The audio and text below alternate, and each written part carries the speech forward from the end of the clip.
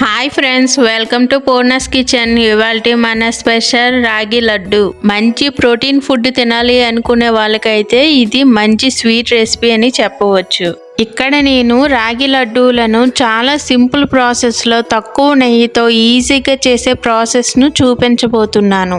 మరి రాగి లడ్డూలను హెల్తీగా టేస్టీగా ఎలా ప్రిపేర్ చేయాలో ఈ వీడియోలో చూసేద్దాం. అలాగే ఫ్రెండ్స్, మన ఛానల్ని కొత్తగా చూసేవాళ్ళు వెంటనే సబ్స్క్రైబ్ చేసుకొని పక్కనే ఉన్న బెల్ ఐకాన్ను యాక్టివేట్ చేయండి.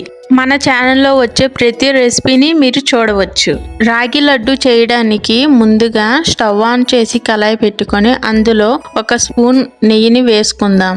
నెయ్యి వేడయ్యాక అందులో ఒక 10 బాదంలను వేసుకొని వేయించుకుందాం. ఇవి బాగా వేగాక ఒక కప్పులోకి తీసుకొని ఇప్పుడు అందులోకి కొద్దిగా కిస్మిస్లను తీసుకొని వేయించుకుందాం. ఇవి వేగాక వీటిని ఒక కప్పులోకి తీసుకుందాం. ఇప్పుడు ఇందులో ఒక 2 స్పూన్ల నెయ్యిని తీసుకుందాం. నెయ్యి వేడయ్యాక ఇందులో 1 కప్పు వరకు రాగి పిండిని తీసుకొని మీడియం ఫ్లేమ్లో ఫ్రై చేసుకుందాం. మీ దగ్గర ఉన్న రాగి పిండిని, అంటే షాప్ నుంచి తెచ్చుకున్న రాగి పిండి అయినా సరే, లేదంటే ఇంటి దగ్గర రాగులతో చేసుకున్న రాగి పిండి అయినా సరే, ఇలా తీసుకొని బాగా వేపండి. ఈ పిండిలో పచ్చివాసన పోయేదాకా ఇలా కలుపుకుంటూ మీడియం ఫ్లేమ్లో పెట్టుకుంటూ వేయించుకోండి. కనీసం 9-10 నిమిషాలు ఇలా కలుపుకుంటూ ఫ్రై చేయాలి. ఇలా ఫ్రై చేసిన ఈ రాగి పిండిని ఒక కప్పులోకి తీసుకుందాం. ఇప్పుడు ముందుగా వేయించి పెట్టుకున్న బాదంలను ఒక మిక్సీ జార్లో తీసుకొని కొంచెం పలుకుగా గ్రైండ్ చేద్దాం. చూడండి, మరీ మెత్తగా కాకుండా ఇలా పలుకుగా గ్రైండ్ చేస్తే మనం లడ్డు తినేటప్పుడు చాలా టేస్టీగా చాలా బాగుంటాయి. ఇప్పుడు ముందుగా వేయించి పెట్టుకున్న ఈ కిస్మిస్ను, ఇలా గ్రైండ్ చేసి పెట్టుకున్న ఈ బాదం పొడిని ఇందులో వేసుకుందాం. ఇందులోనే చిటికెడంత సాల్ట్ను వేసుకుందాం. మరీ ఎక్కువగా కాకుండా జస్ట్ ఇలా చిటికెడంత మాత్రమే తీసుకోండి.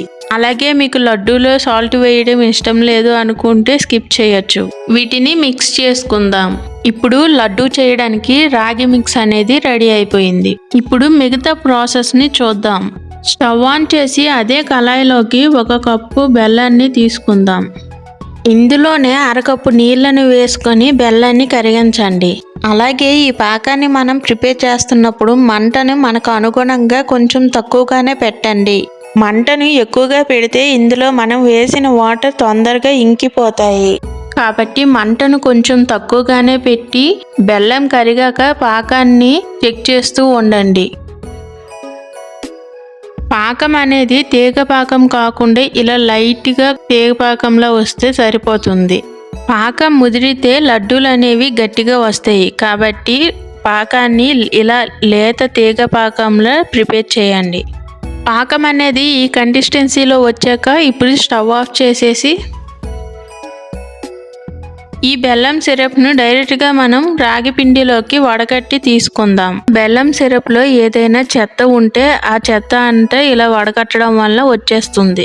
మీరు తీసుకునే బెల్లం ప్యూర్గా ఉంటే ఇలా వడగట్టవలసిన అవసరం లేకుండా డైరెక్ట్గా వేసేవచ్చు.